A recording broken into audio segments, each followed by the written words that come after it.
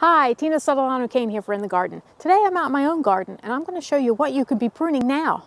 So we're in the garden and you're wondering, what should I be pruning now? Well, it all depends on the time of year and the type of plant you're planning to prune. Since it's spring, there are certain rules of thumb that you want to make sure you follow. Timing is key with flowering trees and shrubs in the spring. Plants like azaleas, lilacs, and forsythia all bloom, they set their bud on the previous year's growth. So if you plan on pruning those shrubs in the fall, you're going to lose all your blossoms come the springtime. Plants like fruit trees, evergreens, viburnum, crepe myrtle, and rose of Sharon can also be pruned in early spring.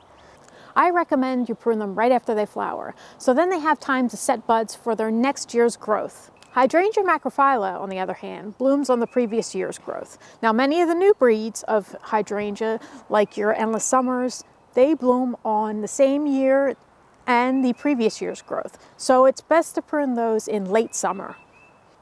If you're planning on cutting some hydrangeas and bringing them indoors for arrangements, I always recommend that you cut early morning. That's when the plant is at its most hydrated. Also, you don't want to cut too many blooms off. If you do, you're going to run the risk of sacrificing blooms on next year's growth and next year's growing season.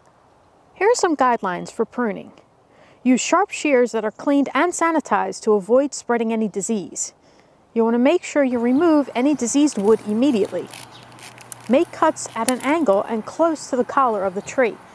This will help keep insects out that can carry disease and harm the tree. Remove any crossing branches. Always cut off the smaller branch. Remove thin and spindly looking branches. This helps to thin out the tree or shrub. Open it up for more light and wind to pass through. Remove suckers growing from the trunk of the tree.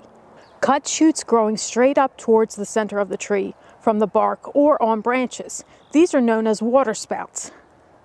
Avoid pruning in the fall.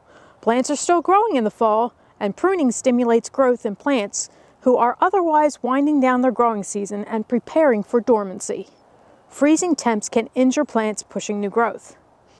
Another thing you want to make sure you do, don't use pruning shears and shear the entire plant into a round ball or a box shape. Plants like azaleas, forsythia, they have a nice natural habit. They have arching branches that you want to make sure you keep that true form.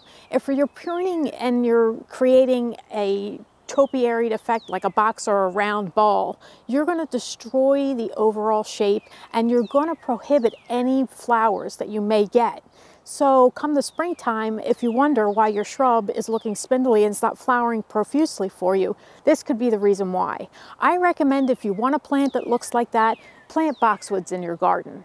Trees and flowering shrubs that flower in the summertime are best to be pruned in late winter or early spring. Plants like your roses, your floribundas, even your knockouts you can prune in late winter, early spring. Caryopteris and your buddleia butterfly bush, these are plants that bloom on the same year's wood, so you can shear it back in the spring, cut it back, and it'll bloom, it'll push out new growth and bloom on the same year's growth. I'm horticulturist Tina Sutherland-O'Kane, so get out this spring and start pruning in your garden.